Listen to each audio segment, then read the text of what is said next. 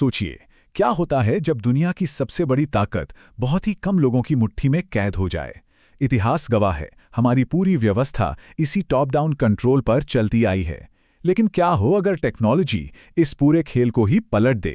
Hunt chaos with अमर के the global money machine की इस नई एक्सप्लेनर सीरीज में आज हम बात करेंगे डिसेंट्रलाइजेशन यानी विकेंद्रीकरण की। तो जब पावर कुछ ही हाथों में होती है तो आम आदमी का क्या होता है। सदियों से हम एक ऐसी दुनिया में जी रहे हैं जहां हर चीज के सेंटर में एक सेंट्रल अथॉरिटी बैठी है।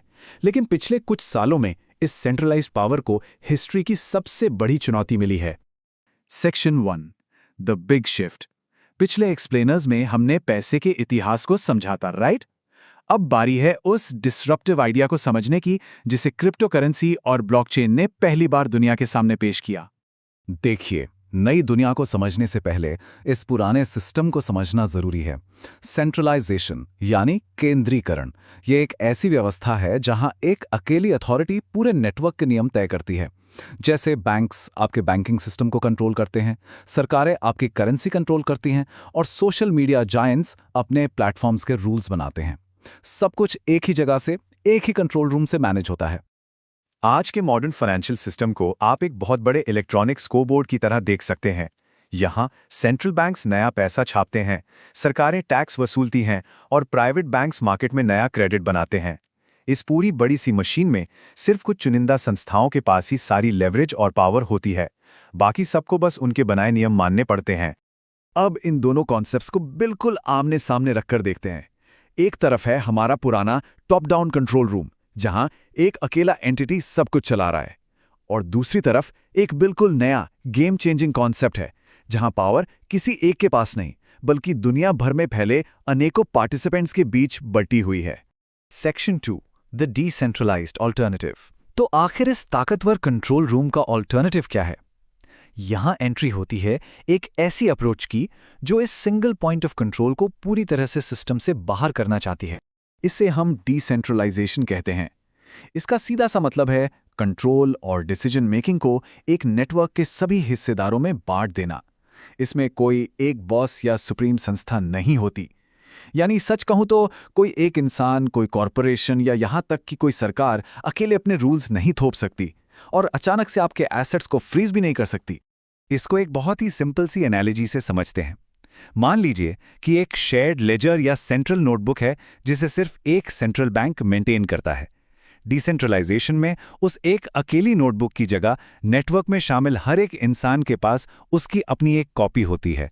पेयर टू पेयर नेटवर्क्स ऐसे ही बिना किसी मिडलमैन के ट्रांजैक्शंस वेरीफाई करते हैं।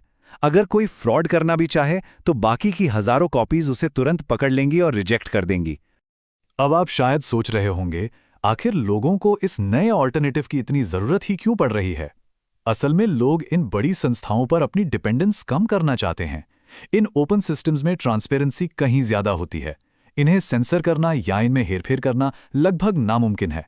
और सबसे बड़ी बात, ये दुनिया के किसी भी कोने से किसी को भी इस ग्लोबल सिस्टम में हिस्सा लेने का डायरेक्ट मौका देता है। ये सच में फाइनेंशियल इंडिपेंडेंस की तरफ एक ग्लोबल मूवमेंट है। Section 3 real world examples. ये बातें सिर्फ हवा में नहीं हो रही हैं।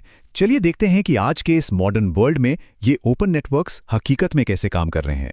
अगर हम इसकी हिस्ट्री और लाइमलाइन को देखें तो 1990s के दशक में डिजिटल पैसे के बिल्कुल शुरुआती कॉन्सेप्ट्स आना शुरू हुए थे। फिर 2008 में दुनिया ने पहली डिसेंट्रलाइज्ड क्रिप्टो करेंसी देखी, बिटकॉइन, जिसने सच में एक ट्रस्टलेस और बॉर्डरलेस नेटवर्क की शुरुआत कर दी। और अब 2020s के इस दशक में हम डिसेंट्रलाइज्ड एप्लीकेशंस यानी डैप्स का बूम देख रहे हैं। ये ऐसी ऐप्स हैं जो किसी एक कंपनी के डेटा सेंटर पर नहीं बल्कि पूरे ग्लोबल नेटवर्क पर चलती हैं। Section 4 the harsh reality. देखिए, हर नई और बड़ी चीज के कुछ नुकसान भी होते हैं और सेंट्रलाइजेशन की सेफ बाउंड्री को छोड़ने के अपने बहुत बड़े जोखिम हैं। इसलिए इसका एक बैलेंस्ड और रियलिस्टिक व्यू लेना काफी जरूरी है। रियलिटी ये है कि डिसेंट्रलाइज्ड सिस्टम्स अब भी फेल हो सकते हैं। हमें आए दिन एक्सट्रीम वॉलेटिलिटी, स्कैम्स और बड़े हैक्स देखने को मिलते हैं। और क्योंकि यहाँ कोई सेंट्रल अथॉरिटी नहीं है, इसलिए अगर आपका पासवर्ड खो जाए या कोई आपसे पैसे चुरा ले तो कोई कस्टमर सपोर्ट डिपार्टमेंट नहीं बैठा जो आपको रिफंड दिला सके। साथ ही इस बॉर्डरलेस नेचर की वजह से इलिसिट एक्टिविटीज और रैंसमवेयर जैसी चीजों का खतरा भी लगातार बना रहता है। ये लिटरली बिना किसी सेफ्टी नेट के चलने जैसा है। और यही वो पॉइंट है जहां ट्रेडिशनल इंस्टीट्यूशंस कंप्लीटली अलर्ट हो गए।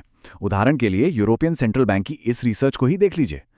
पुरानी अथॉरिटीज बस चुपचाप खड़ी नहीं है, वो लगातार इन बदलावों को स्टडी कर रही हैं। उन्हें समझ आ रहा है कि आम लोगों को इन स्कैम से बचाने और सिस्टम की स्टेबिलिटी बनाए रखने के लिए नियम जरूरी हैं। वो खुद इस डिजिटल एज में पब्लिक मनी के सिस्टम को अपडेट करने के तरीके ढूंढ रहे हैं। इन सभी चीजों को अगर हम एक लाइन में समेटना चाहें तो वो कुछ ऐसी होगी। विकेंद्रीकरण सिर्फ टेक्नोलॉजी का बदलाव नहीं है, ये असल में इस बारे में है कि पावर आखिर किसके हाथों में रहेगी। Section 5 the future of power. तो अब आगे क्या होने वाला है?